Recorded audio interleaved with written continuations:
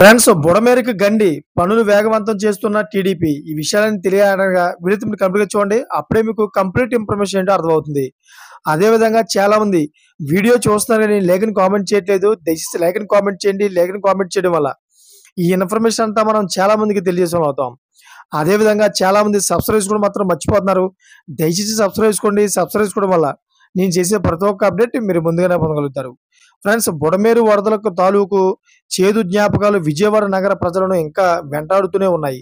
గత సంవత్సరం కురిసిన కుండపోత వర్షాలకు బుడమేరు వాగుకు గండ్లు పడడంతో విజయవాడలోని అనేక ప్రాంతాలు ముఖ్యంగా సింగ్ నగర్ చుట్టుపక్కల కాలనీలు నీట మునిగిన సంగతి విదితమే.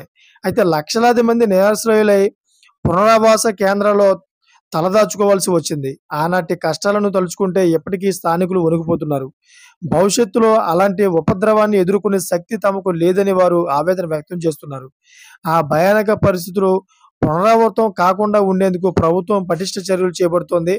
బుడమేరుకు పడిన 3 ప్రధాన గనులను అత్యవసరంగా పూడ్చివేసి అదేవిధంగా వాటిని కలుపుతూ శాశ్వత పరిష్కారం 23 కోట్ల వ్యయంతో కాంక్రీట్ గోడ నిర్మాణ పనులు ప్రభుత్వం చేపట్టింది.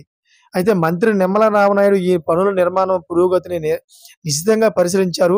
పనుల నాణ్యత విషయంలో ఎలాంటి రాజీ వద్దని, వర్షాకాలం ప్రారంభమయ్యేలోగానే నిర్మాణం పూర్తి చేయాలని కాంట్రాక్టులు అధికారులను ఆయన గట్టిగా ఆదేశించారు.